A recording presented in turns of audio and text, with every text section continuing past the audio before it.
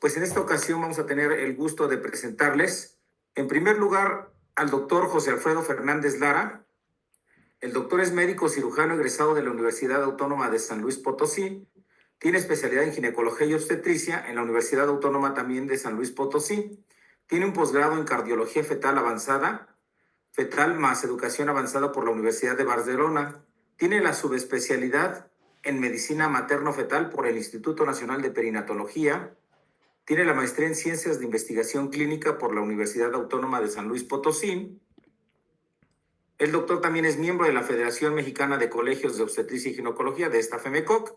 Actualmente es el coordinador del Comité de Actividades Científicas de la Región 4 para el año 2022-2025. También les dejo con el doctor José Alfredo Fernández Lara. Adelante, doctor. Ok, muchas gracias. Muchas gracias por la invitación, doctor Guadarrama.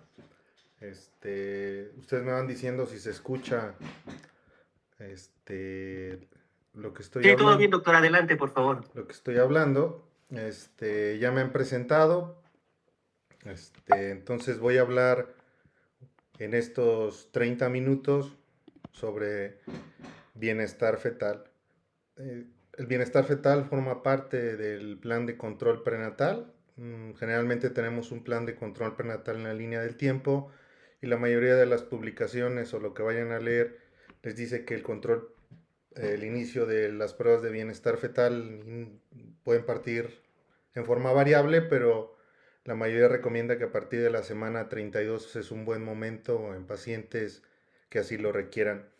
Esta línea del tiempo también que pongo aquí es algo que a mí me gusta decir porque en el 2004, cuando yo era residente de primer año de la carrera de ginecología y obstetricia, pues ahí di una plática de pruebas de bienestar fetal.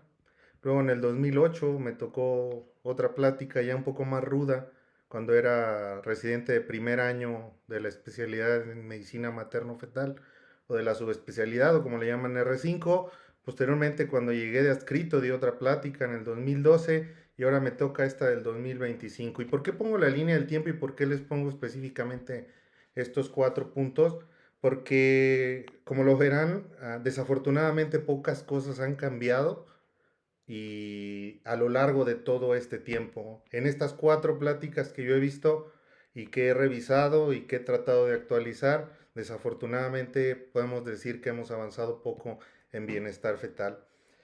Cuando ponemos cuadros como este, ustedes lo verán, este es un cuadro tomado de un libro de fisiología que nos hacían estudiar en cierta parte de nuestra carrera.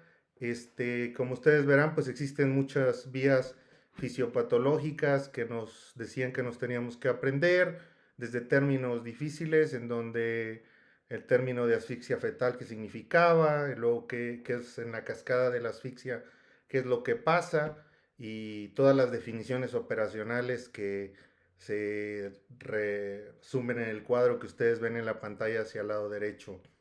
Desafortunadamente, cuando nosotros vemos esto en una presentación, pues uno trata de concentrarse al máximo, pero la verdad es que no lo logra. Como mero, ¿no? Pues estamos tratando de encontrar cosas pues muy prácticas y yo voy a tratar de darles lo más práctico que pude encontrar y perdón, creo que nos pueden servir. Finalmente, las pruebas de bienestar fetal, cualquiera de las que ustedes escojan, tienen el mismo concepto, es decir, un resultado normal no es el problema. Si bien es cierto, con un resultado normal de la prueba que estemos aplicando, vamos a estar tranquilos porque significa que ese feto está bien. Pero el problema es cuando el resultado es anormal.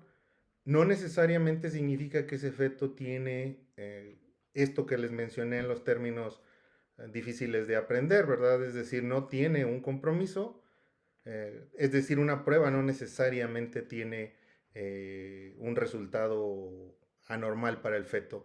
¿Por qué? Porque las pruebas tienen una alta tasa de falsos positivos y bajos valores predictivos. Cuando nos dicen qué información darle a la paciente, pues generalmente lo que más nos importa en las pruebas de bienestar fetal y que dicen la mayoría de las guías es la incidencia de óbito a una semana. Pues yo no quiero saber la incidencia de óbito, yo quiero saber que ese bebé, antes de que tenga un problema, pues obtengamos un resultado favorable. Finalmente, a las preguntas que normalmente llegamos es: ¿qué pacientes son candidatas a vigilancia fetal? ¿Qué pruebas de vigilancia fetal conocemos? ¿Cómo las interpretamos? ¿Qué prueba es mejor? ¿Y qué hay de nuevo? ¿Qué herramientas tenemos para vigilar a un feto? ¿Qué es lo que yo tengo a la mano en nuestras unidades de salud, sean públicas o privadas, para yo poder evaluar el bienestar de ese feto? Y tenemos que dividir las pruebas en anteparto e intraparto. Y las anteparto, como ustedes ven ahí, estas son algunas de las pruebas más comunes anteparto que ustedes seguramente a lo largo de su experiencia institucional o privada, o los que están todavía estudiando, saben que existen o las han utilizado o han oído de ellas. Igual las intraparto, que se diferencian un poco de las anteparto, y eso es importante, dividirlas de este modo. Empezaremos con las anteparto.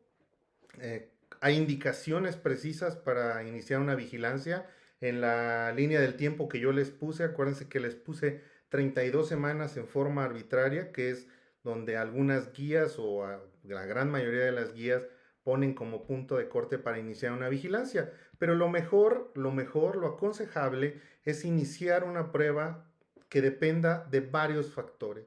Es decir, depende del límite de la viabilidad y específicamente de factores de riesgo maternos o fetales. Y un mensaje importante que pudiera yo darles el primer mensaje importante para esta plática es aconsejable tener este artículo de revisión que a mí me sirve bastante. Es ya un artículo de hace 4 años del Colegio Americano, es un Committee Opinion, en donde, si ustedes ven, el Committee Opinion, pues tiene una tablita, ¿verdad?, en donde nos dice específicamente qué hay que pedir y a qué específicamente patología hay que pedírselo y cada cuánto pedírselo. Entonces, es un artículo que hay que tener ahí, que yo, si ustedes así lo desean, al final les pasaré todos los artículos que sustentan todo lo que estoy hablando ahora. Pero este artículo es importante y creo que vale la pena tener específicamente este cuadro para saber cuándo iniciar una prueba de vigilancia fetal anteparto. Y esto, Vincileos, en algún momento de todo este tiempo lo llamó como vigilancia fetal por condición específica. Y eso es un concepto importante que debemos de tomar en cuenta. La primera prueba anteparto que nosotros debemos de tomar en cuenta es la de los movimientos fetales.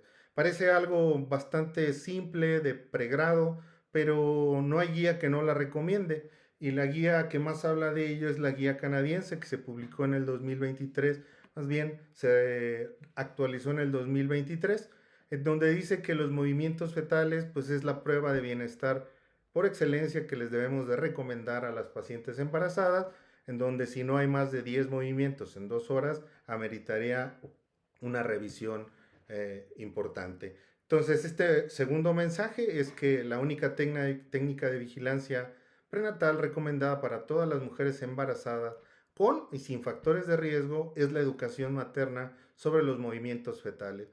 Y hay algoritmos, este algoritmo a mí me gusta bastante, que es del grupo canadiense, este grupo canadiense que les digo actualizó su guía en el 2023, en donde pone que todas las pacientes embarazadas sin factores de riesgo hay que valorar iniciar el conteo de movimientos entre la 26 y la 32. Y todas las mujeres, sin excepción, que tengan algún factor de riesgo como el que les puse al inicio, ya sea materno o fetal, en este artículo del Colegio Americano, iniciar el conteo de movimientos entre la semana 26 a 32. Si hay menos de 6 movimientos en 2 horas, ellos ponen ese punto de corte, 6 movimientos, aunque es entre 6 y 10, ellos ponen 6. Hay que llamar a su médico encargado de su control prenatal o hay que ir al hospital. Y al hospital no significa que ya se vaya a resolver, sino que hay que hacer pruebas con una sensibilidad, especificidad y valores predictivos mayores que los movimientos fetales, como los que ven ahí, y con base a eso determinar qué manejo sigue. La segunda prueba que más utilizan seguramente es la prueba sin estrés. Esta prueba sin estrés es esto que ustedes ven ahí. Ustedes lo conocen, no hablaré detalladamente de esto, pero lo que sí quisiera comentarles es cómo interpretan ustedes esto.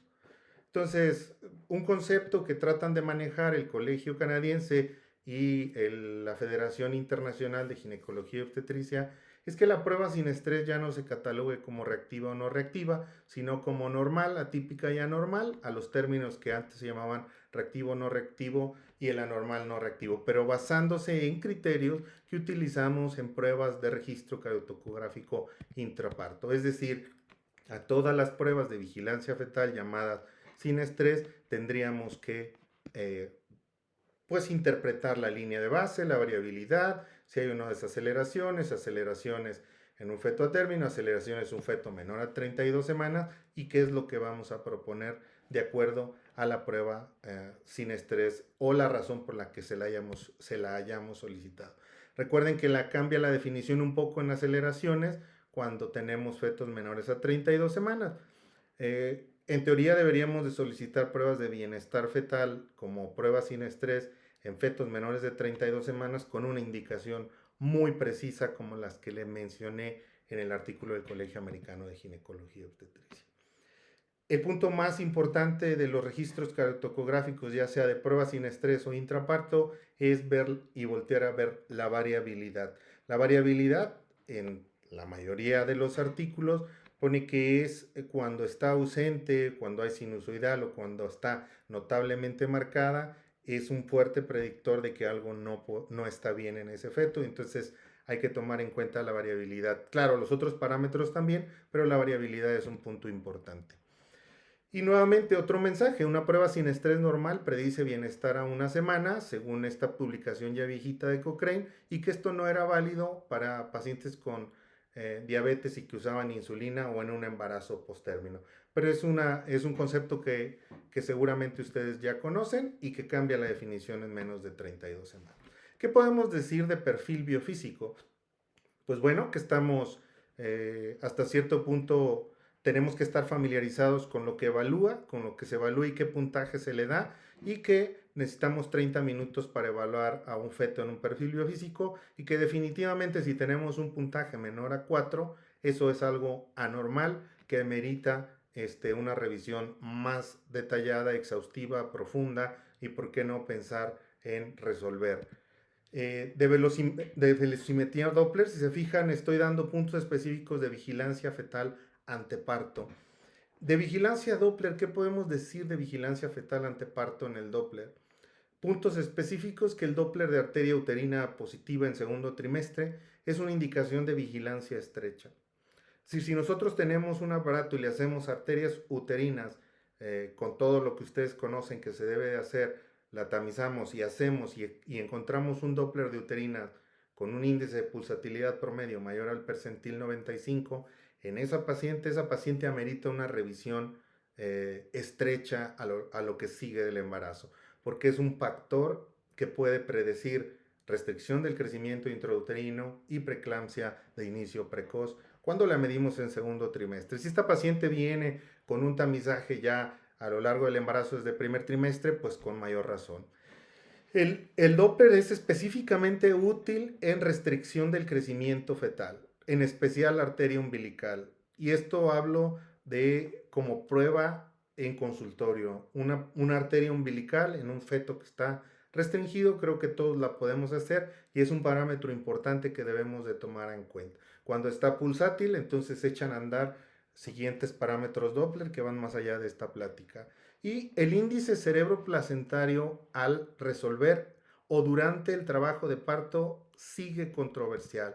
Y eso lo publicaron hace no mucho, el año pasado, en este artículo, el ratio 37, en donde pues ellos mencionan, ¿verdad?, que efectivamente el índice cerebro-placentario puede ser una herramienta útil para vigilar a fetos en el término y para saber aún cuando no están con restricción. Sin embargo, ¿verdad? Esto es algo que todavía no es una conducta que está plenamente aceptada. Entonces hay que tomarlo con precaución. El índice cerebro-placentario ya al final como medida para resolver o para tener más cuidado en esa paciente porque puede tener un resultado perinatal adverso. También otro mensaje importante, que la forma más común de vigilar al feto y que tenga una mayor capacidad o sensibilidad para predecir bienestar es el bolsillo vertical en el líquido amniótico. Es decir, un buen consejo es que comencemos midiendo el líquido amniótico con el puro bolsillo único, con un parámetro normal entre 2 y 8. Abajo de 2 hablaremos de un líquido disminuido y tendremos que hacer otras exploraciones e implementar un plan de vigilancia especial. En pruebas de vigilancia fetal ante parto, eso es algo que quise transmitirles de una forma muy concisa, muy clara y con puntos específicos que creo que pueden servirles para fines del curso. ¿Qué podemos decir de monitorización fetal intraparto? La primera es la auscultación intermitente, algo que difícilmente yo he visto que se haga.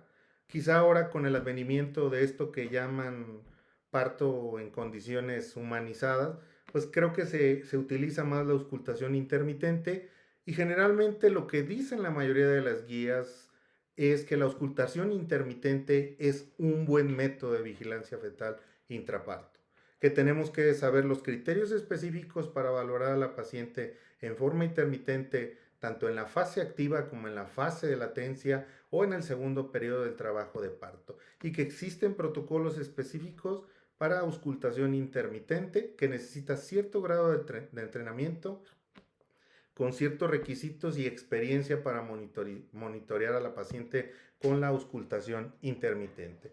Y estos flujogramas están bien establecidos, en donde el mensaje que yo les quiero decir con auscultación intermitente, que es un muy buen método de vigilancia fetal.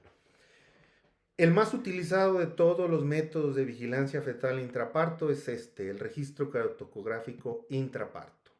Y el registro cardiotocográfico intraparto también tiene una serie de indicaciones, porque en la actualidad no todas las pacientes deberían de hacerse un monitoreo intraparto. Es decir, hay indicaciones precisas, y el monitoreo intraparto puede ser interno o externo. Afortunadamente, bueno, yo digo afortunadamente porque no utilizamos mucho en México el monitoreo el registro cardiotocográfico, perdón, intraparto interno. Pero fíjense todo lo que dice, por ejemplo, la Federación Internacional de Ginecología y Obstetricia, que tiene una capacidad de la prueba limitada para predecir hipoxia o acidosis fetal. Nuevamente, el problema no es un resultado normal de la prueba, el problema es un resultado anormal. Y el objetivo principal es identificar a fetos que no están siendo oxigenados adecuadamente y realizar una acción apropiada. También es proporcionar seguridad en casos de oxigenación fetal adecuado y por lo tanto evitar una intervención innecesaria, lo cual no ha sucedido. ¿Sí? Lo cual no ha sucedido en el registro cardiotocográfico intraparto, y la mayoría de las publicaciones que hablan de esto es que aumenta la tasa de intervenciones innecesarias sin disminuir ese objetivo principal, ¿verdad? Varios centros en revisiones específicas han demostrado, ¿verdad?, que sí, en sus centros, si se tiene una capacitación con una variabilidad inter e intraobservador adecuada, sí puede verse disminuido las reducciones de encefalopatía hipóxico-isquémica y las tasas de mortalidad. Obviamente a Cochrane pues no le gusta esto, porque cuando ustedes analizan lo que dice Cochrane es que esto no es cierto, pero algunos centros sí, el único criterio que hay que utilizar acá es que todos tenemos que estar unificados. Por eso, ¿cómo interpreto un resultado de un registro cardiotocográfico intraparto? Y existen guías que ustedes pueden revisar y que yo les pasaré, si así lo desean, los artículos. Guías canadienses, como ven ahí en la pantalla, guías de londinenses, la Federación Internacional de Ginecología y Obstetricia, incluso el Colegio Americano de Ginecología y Obstetricia, o guías en español como el Clinic de Barcelona, publican cómo categorizar un registro cardiotocográfico intraparto. Pero sucede esto. Seguramente los asistentes que están ahorita aquí, que veo en el chat que hay cerca de 1000 participantes aquí, si ustedes ven de primera intención pueden decir yo qué veo. Algunos dirán que una rana y algunos dirán que un caballo. Bueno, pues el objetivo del registro cartográfico intraparto de todo lo que les he venido mencionando es que todos veamos o un caballo o una rana, ¿verdad? Pero no se vale que en esto digamos, no, híjole, yo para mí es rana, pues para mí es caballo. Pues tenemos que ponernos de acuerdo, lo cual implica una dificultad tremenda, porque una de las principales cosas que nos han dado a lo largo de este tiempo las publicaciones es la variabilidad, no solo interobservador, sino entre uno mismo. Esto es lo que nosotros tenemos que interpretar, pero específicamente me voy a detener en describir, interpretar y manejar. El paso número 1 es describir con estos 5 puntos. Estos son 5 puntos específicos, que es la frecuencia cardíaca basal, variabilidad, aceleraciones, desaceleraciones y contracciones uterinas. Que es lo mismo que les había colocado, que el grupo canadiense sugiere que se haga en una prueba sin estrés. Y esto es lo normal, ¿verdad? El paso número 2 es interpretar lo que estoy yo haciendo, que es categorizarlo según el Colegio Americano de Ginecología y Obstetricia, que es una publicación viejita, pero sigue estando vigente, o si ustedes revisan las otras clasificaciones, pues ya lo ponen como lo verán más adelante. Normal, atípico o anormal, o normal, sospechoso o patológico, que es básicamente lo mismo, ¿verdad? Pero con diferentes nombres. Y el paso número 3 es saberlo manejar. De acuerdo a la categorización, de acuerdo a lo que yo determine, pues saber qué hacer. Y existen flujogramas de manejo. Por ejemplo, miren, yo pongo este que es el más difícil de manejar, que es el categoría 2 y a veces el 3. El Colegio Americano de Ginecología y Obstetricia en el 2010 puso este flujograma. Y existen más flujogramas de ese mismo colegio, o este grupo canadiense que nos dice, de acuerdo al tipo de registro, si es atípico, que es la categoría 2 según el colegio, o si es anormal, que es el ominoso o el patológico, pues hay una maniobras que debemos de hacer. No pretendo que nos aprendamos todo esto tal cual como viene ahí con diapositivas cargadas. Lo que pretendo es poner sobre la mesa la dificultad que representa homogeneizarnos. Es decir, una vez que seguimos los pasos secuenciales, interpretamos con una variabilidad inter e intraobservador eh, la mejor posible, vamos a tener un resultado como el que mencionan esta mayoría de centros.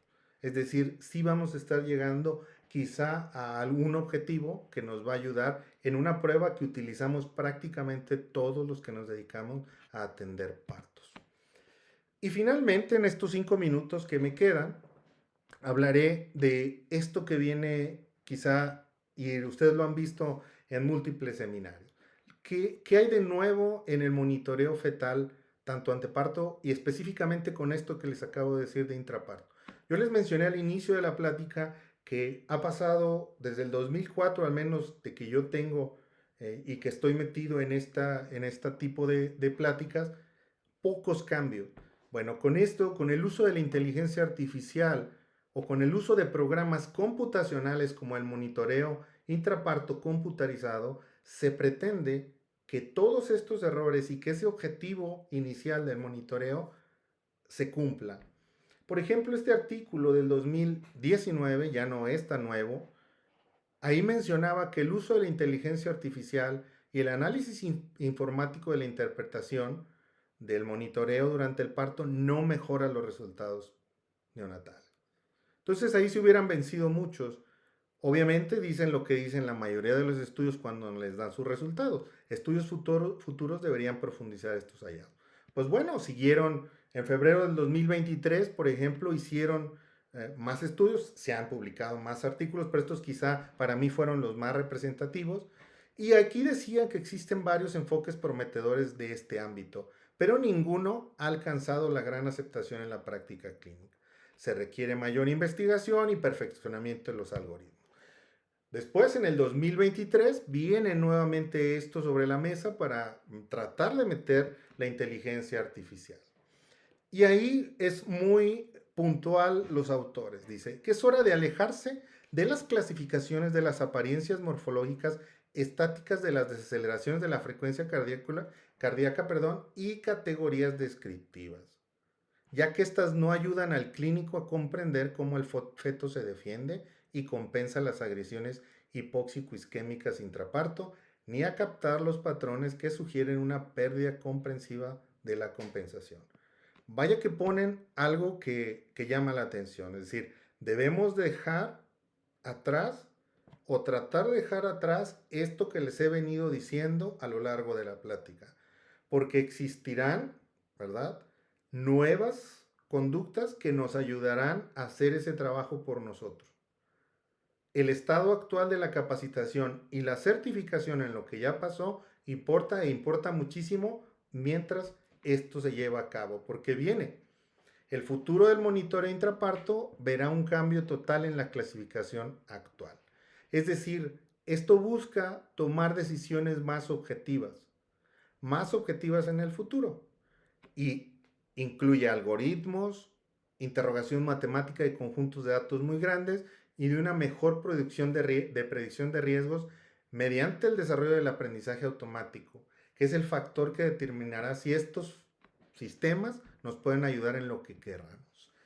Este es el último artículo que yo encontré que está echado a andar sobre inteligencia artificial aplicada al monitoreo fetal, específicamente intraparto. La conclusión, ¿verdad?, de estos artículos hasta este momento es que es muy probable que estos sistemas complementen, si no es que reemplacen, la interpretación humana existente de la frecuencia cardíaca fetal intraparto con el tiempo. Yo aún soy dudoso porque creo que el factor humano importa bastante, pero esto viene muy fuerte. Viene con una serie de cosas que he puesto ahí en letras pequeñas de cómo están tratando de crear algoritmos que nos ayuden a interpretar de una mejor forma. Cuando nosotros vemos esto,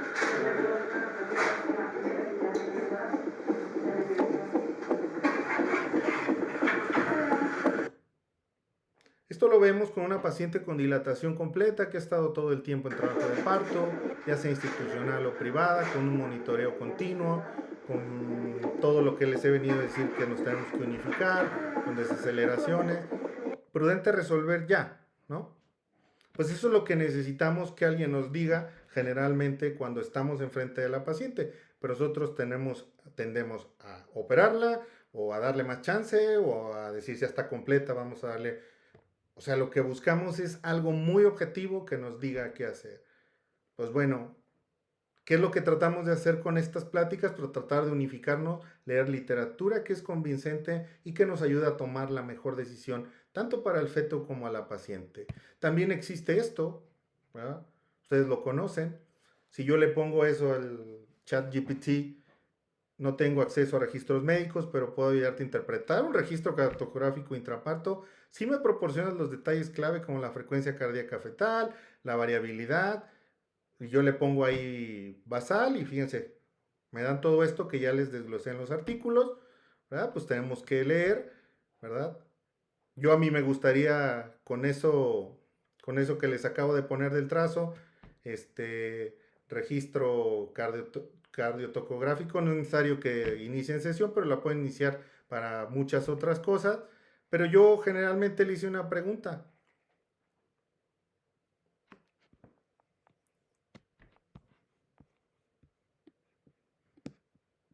Le puse, ¿la opero?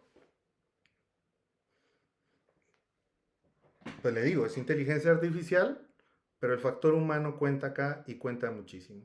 Entonces, ¿qué nos queda hasta este momento, hasta este curso? Aprendernos todas las clasificaciones que existen de pruebas de vigilancia fetal anteparto, intraparto, cómo clasificarla, cómo manejarla para obtener el mejor resultado posible.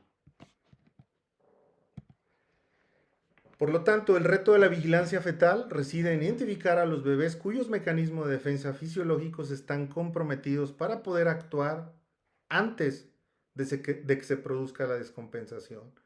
Es decir, si yo tengo un feto potencialmente en riesgo, yo tengo que hacer todo lo posible por extraer ese feto de la mejor forma posible, en las mejores condiciones posibles, antes de que aparezca ese signo ominoso que me va a dar quizá la razón de que estaba asfixiado, pero ya no tiene ningún sentido. Muchas gracias. Muchas gracias, doctor Alfredo. Excelente plática, excelentes comentarios en el chat. Nos saludan desde Hermosillo, nos saludan de Toluca, nos saludan de Aguascalientes, Durango, Veracruz, Acapulco, en fin. Muchísimas felicitaciones, doctor, por su plática. Y bueno, como ya les había comentado, nuestra siguiente ponente es la doctora Lorena Terrazas. Ella nos va a hablar de lo que es